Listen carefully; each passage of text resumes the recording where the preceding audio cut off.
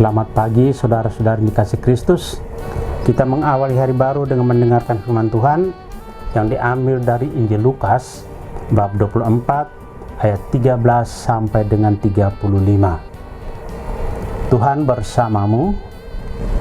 Inilah Injil suci menurut Santo Lukas. Pada hari Sabat sudah Yesus dimakamkan. Dua orang dari murid-murid Yesus pergi ke sebuah kampung bernama Emmaus yang terletak kira-kira 7 mil jauhnya dari Yerusalem, dan mereka bercakap-cakap tentang segala sesuatu yang telah terjadi. Ketika mereka sedang bercakap-cakap dan bertukar pikiran, datanglah Yesus sendiri mendekati mereka, lalu berjalan bersama-sama dengan mereka. Tetapi ada sesuatu yang menghalangi mata mereka, sehingga mereka tidak dapat mengenali Dia. Yesus berkata kepada mereka, "Apakah yang kamu percakapkan sementara kamu berjalan?" Maka berhentilah mereka dengan muka muram. Seorang dari mereka, namanya Kleopas, menjawabnya, "Adakah engkau satu-satunya orang asing Yerusalem yang tidak tahu apa yang terjadi di situ pada hari-hari belakangan ini?" Katanya kepada mereka, "Apakah itu?" Jawab mereka, "Apa yang terjadi dengan Yesus orang Nazaret? Dia adalah seorang nabi yang berkuasa dalam pekerjaan dan perkataan di hadapan Allah dan di depan seluruh bangsa kami.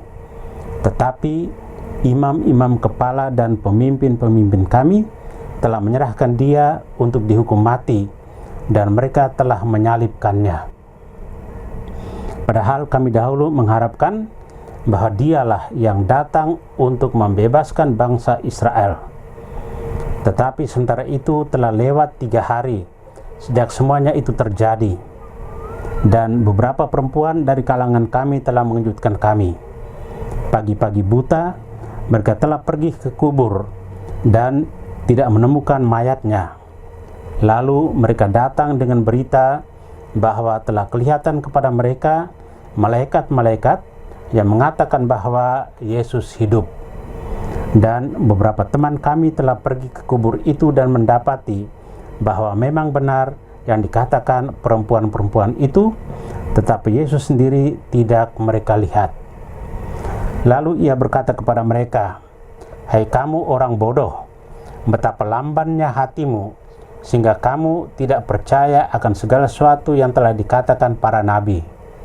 Bukankah Mesias harus menderita semuanya itu untuk masuk ke dalam kemuliaannya?" Lalu ia menjelaskan kepada mereka apa yang tertulis tentang Dia dalam seluruh kitab suci, mulai dari kitab-kitab Musa dan segala kitab nabi-nabi. Sementara itu mereka mendekati kampung yang mereka tuju. Ia berbuat seolah-olah hendak meneruskan perjalanannya, tetapi mereka mendesaknya dengan sangat, "Tinggallah bersama-sama dengan kami, sebab hari telah menjelang malam dan matahari hampir terbenam." Lalu masuklah ia untuk tinggal bersama-sama dengan mereka.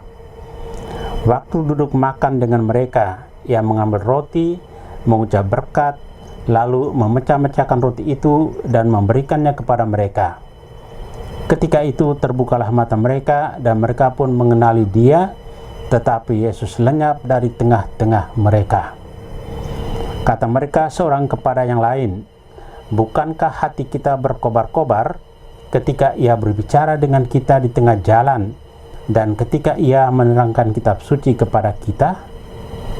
Lalu bangunlah mereka dan langsung kembali ke Yerusalem. Di situ mereka mendapati ke-11 murid. Mereka sedang berkumpul bersama teman-teman mereka.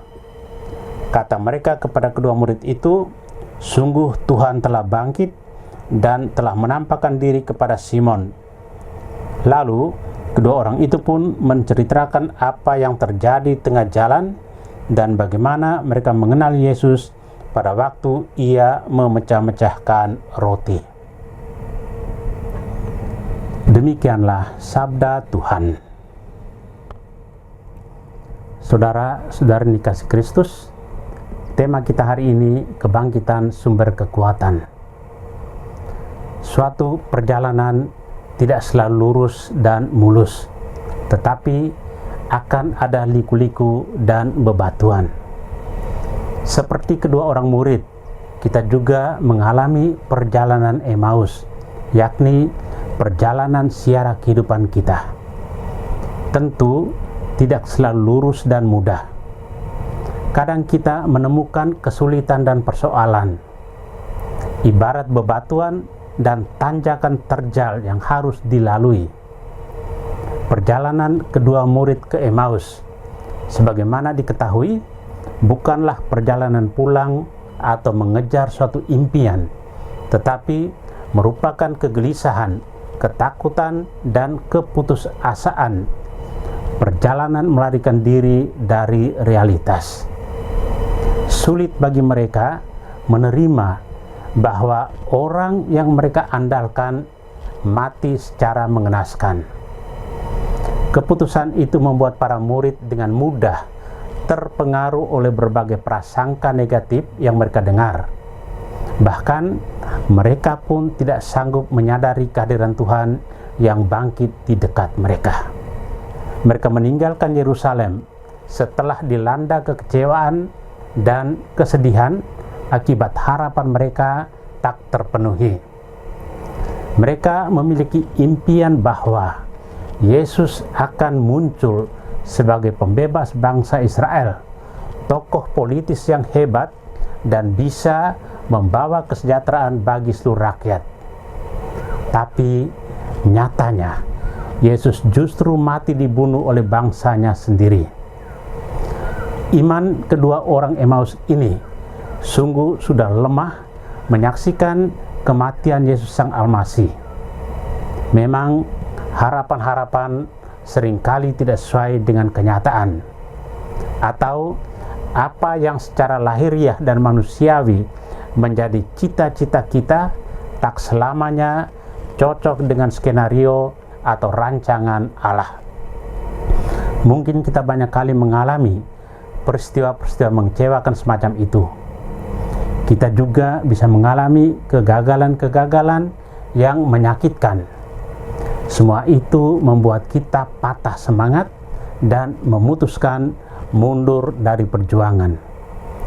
Kita lebih suka pulang ke masa lalu dan manusia lama kita manakala menghadapi kegagalan.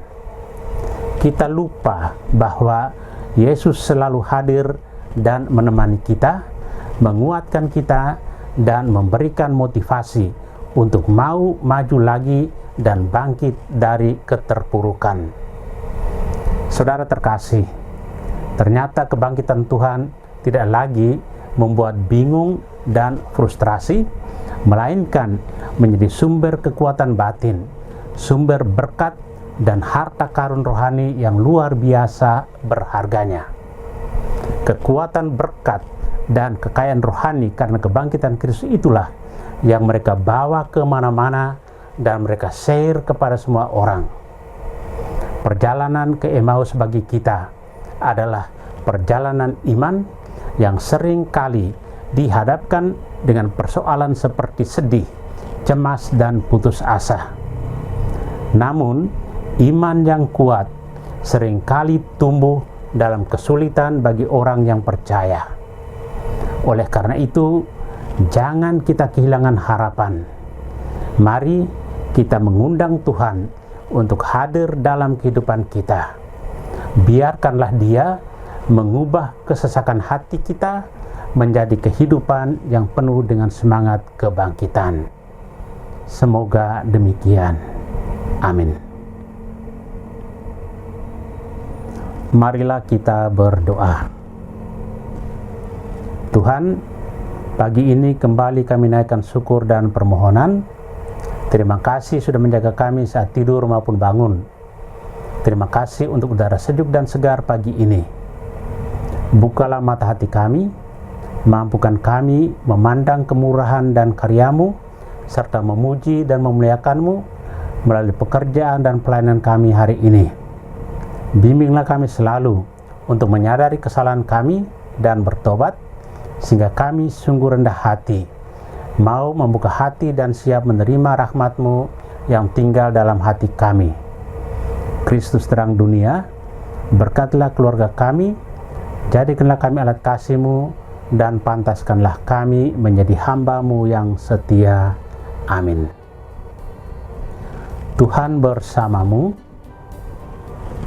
Semoga kita sekalian, orang-orang yang terkasih dan doakan, seluruh aktivitas kita hari ini dilindungi, dibimbing, dan diberkati oleh Allah yang Maha Kuasa, Bapa dan Putra dan Roh Kudus. Amin.